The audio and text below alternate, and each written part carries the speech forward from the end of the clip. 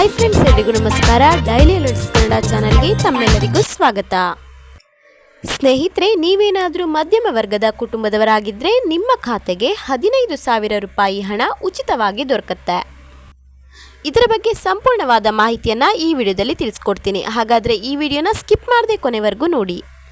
ಸ್ನೇಹಿತರೆ, ಪ್ರಧಾನಮಂತ್ರಿ ವಿಶ್ವಕರ್ಮ ಯೋಜನೆಯು ಜಾರಿಗೆ ಬಂದಿದ್ದು, ಈ ಯೋಜನೆಯ ಅಡಿಯಲ್ಲಿ ಕುಶಲಕರ್ಮಿಕರು ಹಾಗೂ ಉದ್ಯೋಗ ಮಾಡಲು ಬಯಸುವಂತಹ ನಿರುದ್ಯೋಗಿಗಳಿಗೆ ಈ ಯೋಜನೆಯ ಮೂಲಕ 7 ದಿನಗಳ ತರಬೇತಿಯನ್ನು ನೀಡಿ 15,000 ರೂಪಾಯಿ ಹಣವನ್ನು ನೀಡಲಾಗುತ್ತೆ.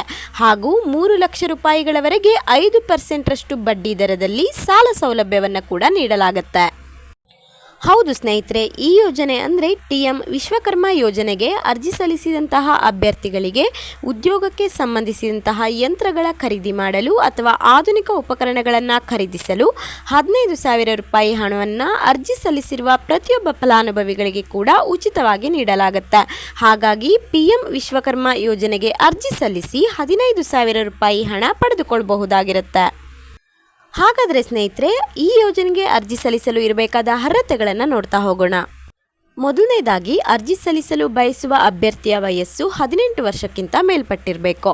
ಎರಡನೇದಾಗಿ, ಕುಟುಂಬದಲ್ಲಿ ಒಬ್ಬರಿಗೆ ಮಾತ್ರ ಅರ್ಜಿ ಸಲ್ಲಿಸಲು ಅವಕಾಶವನ್ನು ಕಲ್ಪಿಸಿಕೊಡಲಾಗುವುದು. ಮೂರನೇದಾಗಿ, ಅರ್ಜಿ ಸಲ್ಲಿಸಲು ಬಯಸುವ ಅಭ್ಯರ್ಥಿಯು ಹಾಗೂ ಅವನ ಕುಟುಂಬದಲ್ಲಿ ಯಾವುದೇ ರೀತಿಯ ಸರ್ಕಾರಿ ನೌಕರಿ ಹೊಂದಿರಬಾರ್ದು. ನಂತರ ಅರ್ಜಿದಾರರು ರೇಷನ್ ಕಾರ್ಡನ್ನು ಅಂದರೆ BPL ರೇಷನ್ ಕಾರ್ಡನ್ನು ಕಡ್ಡಾಯವಾಗಿ ಹೊಂದಿರಬೇಕು. ಈ ಯೋಜನೆಗೆ ಅರ್ಜಿ ಸಲ್ಲಿಸುವವರು ಈ ಹಿಂದೆ ಸ್ವಯಂ ಉದ್ಯೋಗಕ್ಕಾಗಿ ಸಾಲ ಪಡ್ಕೊಂಡಿರಬಾರ್ದು. ಕೊನೆಯದಾಗಿ, ಅರ್ಜಿ ಸಲ್ಲಿಸಲು ಬಯಸುವಂತಹ ಅಭ್ಯರ್ಥಿಯ ವಾರ್ಷಿಕ ಆದಾಯ 2.5 ಲಕ್ಷಕ್ಕಿಂತ ಕಡಿಮೆ ಇರಬೇಕು. ಹಾಗಾದರೆ ಸ್ನೇಹಿತರೆ, ಈ ಯೋಜನೆಗೆ ಅರ್ಜಿ ಸಲ್ಲಿಸಲು ಬೇಕಾಗುವ ದಾಖಲೆಗಳನ್ನು ನೋಡ್ತಾ ಹೋಗೋಣ.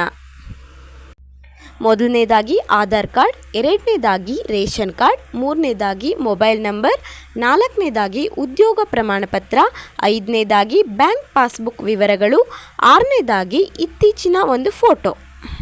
ಈಗ ಹೇಳಿದ ಎಲ್ಲ ದಾಖಲೆಗಳನ್ನು ಸರಿಪಡಿಸಿಕೊಂಡು ಹಾಗೂ ಇವುಗಳನ್ನು ತೆಗೆದುಕೊಂಡು ನಿಮ್ಮ ಹತ್ತಿರದ ಆನ್ಲೈನ್ ಸೆಂಟರ್ಗೆ ಹೋಗಿ ಪ್ರಧಾನಮಂತ್ರಿ ವಿಶ್ವಕರ್ಮ ಯೋಜನೆಗೆ ಅರ್ಜಿ ಸಲ್ಲಿಸಿ ಉಚಿತವಾಗಿ 15,000 ರೂಪಾಯಿ ಹಣವನ್ನು ಪಡೆದುಕೊಳ್ಳಬಹುದು.